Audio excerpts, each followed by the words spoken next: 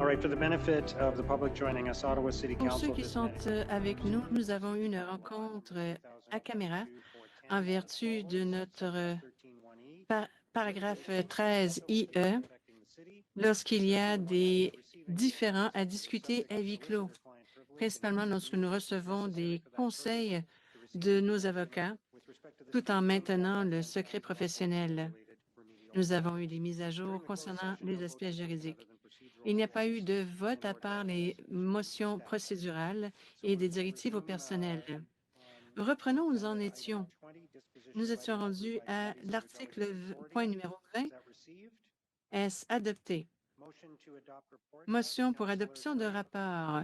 Conseillère Curie, que le rapport numéro 22 du Comité de l'agriculture et des affaires rurales, le rapport numéro 14 du Comité des services communautaires, le rapport numéro 16 du Comité de l'environnement et du changement climatique, le rapport numéro 22 du Comité des finances et des services organisationnels, le rapport 43 du Comité de la planification et du logement, le rapport numéro 17 du Comité de l'infrastructure et des travaux publics et le rapport d'Agraffière municipale intitulé Charges vacantes dans le quartier 20, résumé des observations écrites pour la réunion du 26 février 2025 soit reçue et adoptée dans la version modifiée. Adopté? Adopté. Motion dont avis a été donné au préalable en à l'utilisation du parc de stationnement de la baie Moonies. Adopté? Motion Brockington. 22.1. Motion exigeant la suspension des règles de procédure. Nous en avons deux, à ce que je sache. Les deux sont liés, doivent être discutés avant la prochaine réunion du Conseil. On a la motion Louloff. Est-ce adopté? Conseiller Louloff. Bon, vous le savez de quoi nous parlons. J'irai jusqu'en bas, au dernier paragraphe. Que le Conseil approuve la fermeture du boulevard Centrum à partir du croissant Brisebois jusqu'à la promenade Preston de 9 h le matin, le 17 avril, à midi, le 21 avril, afin de pouvoir tenir le Festival d'Orléans et satisfaire aux exigences, conditions et approbations de l'équipe du comité consultatif pour les événements spéciaux. Adopté? Adopté. Nous avons aussi la motion Kelly, notamment pour le 1500 Thomas. Suspension des règlements. Adopté. Conseil Kelly.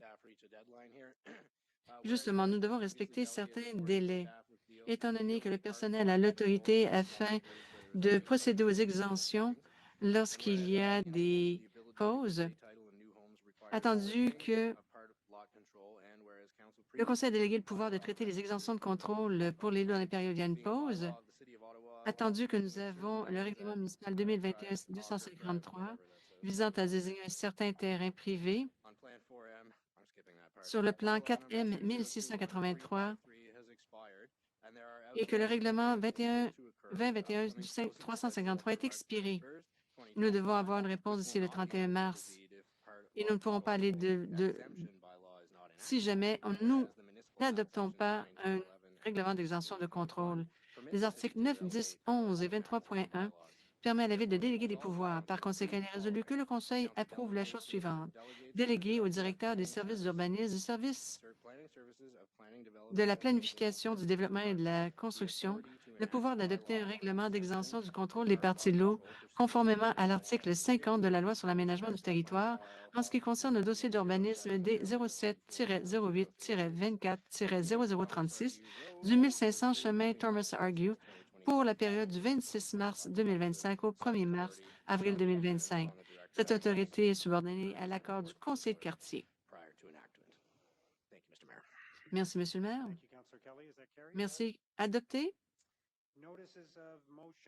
Nous avons des avis de motion. Conseillère Cavanagh, concernant l'anniversaire de la bombe d'Hiroshima. Oui, tout à fait. Attendu que la Ville d'Ottawa a un historique et que nous voulons vivre dans un monde exempt d'armes nucléaires et qu'il y a eu l'utilisation d'une bombe atomique en 1945 contre les villes d'Hiroshima et Nagasaki. La Ville d'Ottawa s'est jointe à l'organisation non gouvernementale internationale Les Maires pour la paix en 1984. Cela comprend maintenant 8 466 membres, provenant de 166 pays et 113 membres provenant du Canada. En 2004, le président du groupe et maire d'Hiroshima, M. Tadatoshi Akiba, a visité Ottawa et a été reçu ici par le maire de l'époque, M. Bob Chiarelli. La FCM a adopté une résolution en mars 2006 intitulée « Le soutien pour les maires pour la paix ». Ils ont un soutien inébranlable pour l'abolition des armes nucléaires. Ils ont envoyé une lettre au gouvernement du Canada indiquant le soutien pour les maires pour la paix. Il s'agit d'une commémoration annuelle du bombardement d'Hiroshima et Nagasaki. Nous l'avons tenu ici à Ottawa pendant des décennies. Il y aura une cérémonie de lanterne flottante sur le canal Rideau où plus d'une centaine de personnes, notamment de l'ambassade du Japon et de la communauté japonaise sino-canadienne, ainsi que l'Association culturelle d'Ottawa, est là pour soutenir et promouvoir et participera à la commémoration. Attendu que depuis 2020, le maire d'Ottawa a fait une déclaration déclarant le 6 août comme étant la journée pour Hiroshima et le 9 août la journée de Nagasaki. En 2029, avec le soutien de la conseillère Kavanagh et le conseiller Eglay, nous avons adopté la motion suivante. Par conséquent, il est résolu que la Ville d'Ottawa est très préoccupée par les menaces des armes nucléaires pour toutes les communautés de la planète. Nous croyons que nos résidents ont le droit de vivre dans un monde exempt de cette menace. Toute utilisation d'armes nucléaires, qu'elles soient conscientes ou accidentelles, aurait des effets catastrophiques de longue durée pour la population et l'environnement. Par conséquent, il est résolu que la Ville d'Ottawa se joigne aux autres villes canadiennes qui ont signé cet appel pour soutenir le traité sur l'interdiction des armes nucléaires et on demande à nos gouvernements de le signer et le ratifier. En 2025, nous soulignons le 80e anniversaire des bombardements. Le musée a donné une série de 30 affiches à des groupes dans 9 villes au Canada, notamment Ottawa, afin d'expliquer les réalités d'un bombardement atomique auprès de la population, afin de susciter la sensibilité, de sensibiliser la population pour la paix. Alors, nous allons avoir une série d'affiches organisées par un groupe non gouvernemental communautaire et des groupes qui travaillent pour la paix et le désarmement nucléaire vont tenir également des célébrations au mois d'août. Une série d'affiches sera présentée au City Hall de la Ville de Toronto ainsi qu'au Centre communautaire de Vancouver. Il est donc résolu que le Conseil de la Ville d'Ottawa soutient la présentation de ces affiches à Ottawa, principalement dans la partie Est du passage principal de l'Atrium Pigotte. La Ville d'Ottawa honore les villes d'Hiroshima et de Nagasaki, reconnaissant que la catastrophe provoquée par les bombardements de 1945 et de confirmer qu'Ottawa demeure toujours très préoccupé par la menace existentielle que posent les armes nucléaires pour toutes les collectivités sur la planète. Nos résidents ont le droit de vivre dans un monde exempt de cette menace. Par conséquent, il est résolu que cette exposition ait lieu à un moment où l'espace n'est pas utilisé et que tous les coûts associés à cette exposition soient payés par le comité. Merci, Madame Kavanagh. Conseiller Ménard, vous avez une motion concernant les rapides de la Ville d'Ottawa. OSAG veut utiliser faire des feux d'artifice lors des matchs de l'OSAG. Nous voulons assurer la sécurité des participants et des spectateurs. La Ville d'Ottawa interdit l'utilisation des dispositifs fumigènes, attendu que l'OSAG utilise depuis des années des dispositifs fumigènes pour les matchs du Fury FC et de l'Atlético, avec l'accord du Conseil et n'a reçu aucune plainte, attendu que les services d'incendie d'Ottawa ont toujours été consultés au sujet de ces dispositifs et qu'on peut les utiliser en toute sécurité. Il est donc résolu que la Ville d'Ottawa accorde une dérogation au règlement municipal 2003-2037 tel que modifié pour l'OSEG afin d'utiliser ces dispositifs lors du prochain match, le 27 avril, entre la période du 27 avril 2025 et 31 décembre 2027. Alors, c'est une dérogation à l'article 17 et ils ne seront pas obligés de présenter une demande de permis dans les 30 jours, sous réserve que l'OSEG satisfasse à toutes les autres exigences du règlement notamment l'article 18 à la certification du chef des pompiers. Conseillère Plante, attendu que 10 000 aînés n'ont pas accès à un médecin de famille et que nous attendons qu'environ 150 000 résidents n'auront pas accès à un médecin depuis la pandémie et que cela maintenant est plus élevé en raison de la COVID, attendu que le Collège des médecins de famille de l'Ontario avertit que près de 3 118 résidents seraient sans médecin de famille d'ici 2026. Nous n'avons pas, s'il n'y a pas de mesures d'urgence mises en place. Nous avons mis en place un programme de recrutement et de rétention. Les membres de l'Alliance de l'Est de l'Ontario y participent.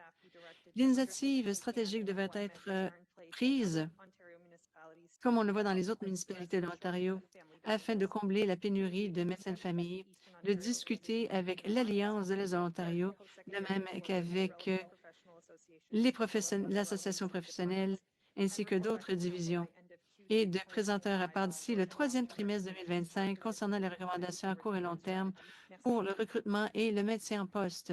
Merci à vous. Merci beaucoup. Councillor Hill. Motion Hill.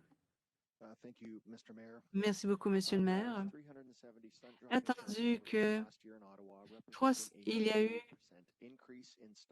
une augmentation de problèmes de conduite depuis 2019.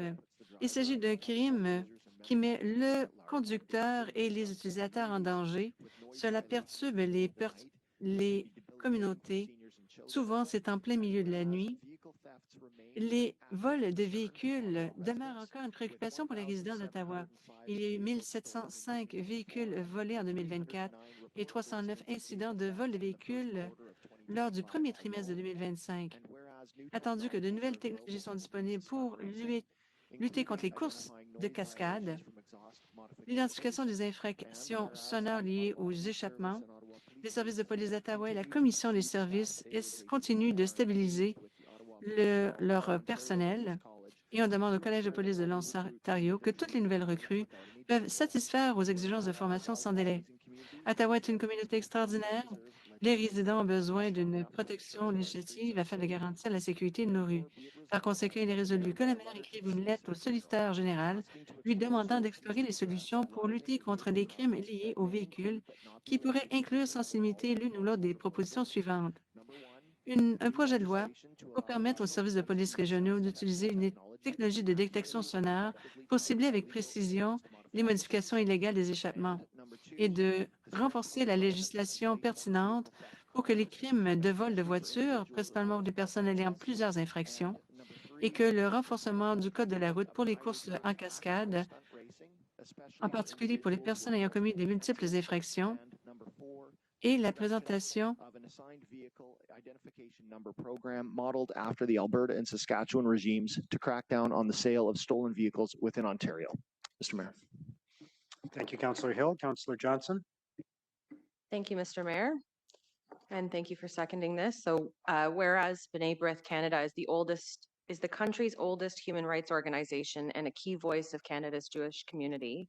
And whereas B'nai B'rith Canada has raised concern about the increased attendu qu'il y ait des préoccupations concernant des problèmes et d'autres symboles nazis, la communauté juive d'Ottawa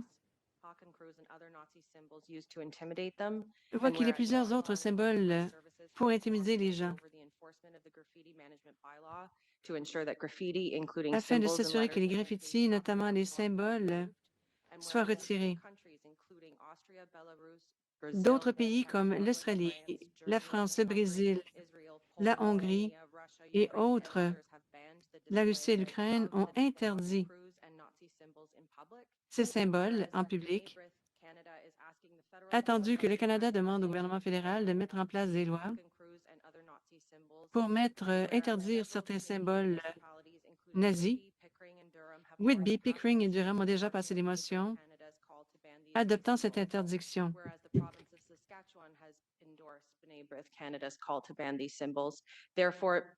Par conséquent, il est résolu que le Conseil adopte la campagne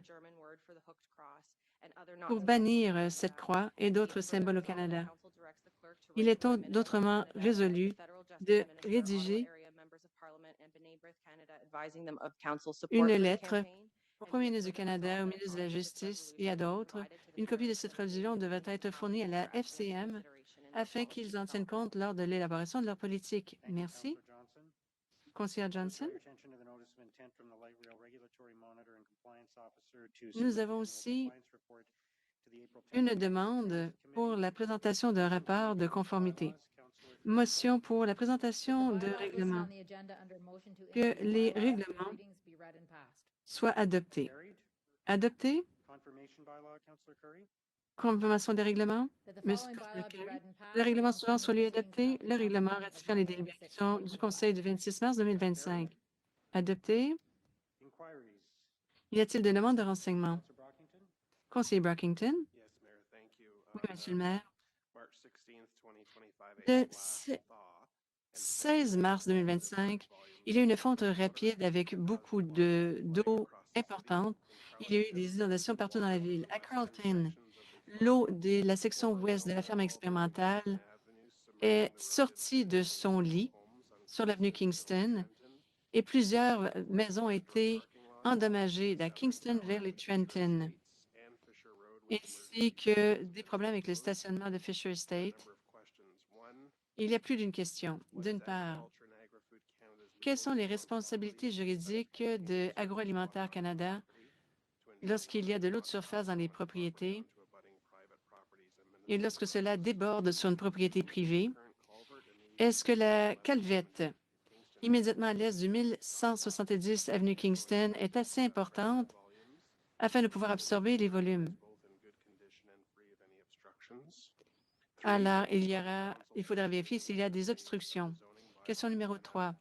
Doit-il y avoir une demande de modification de zonage pour 9 maisons côté sud de l'avenue Kingston, près de la ferme? Il y a une certaine préoccupation concernant la capacité de la calvette.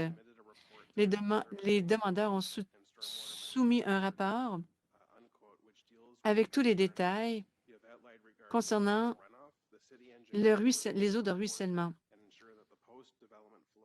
L'ingénieur reverra ce rapport et évaluera le flux, le débit d'eau. On se demande, y a-t-il eu d'autres évaluations suite à la construction des 9 maisons à Kingston afin que l'eau circule dans la bonne direction sans avoir d'impact négatif? Et dernière question, est-ce que la Ville peut prendre d'autres mesures afin d'atténuer des inondations dans cette région particulière? Merci, conseiller Brockington. Y a-t-il d'autres demandes d'information? Motion pour lever la séance, conseillère Curry. Que les délibérations du Conseil du 26 mars 2025 soient ajournées. Adopté? Adopté. Merci.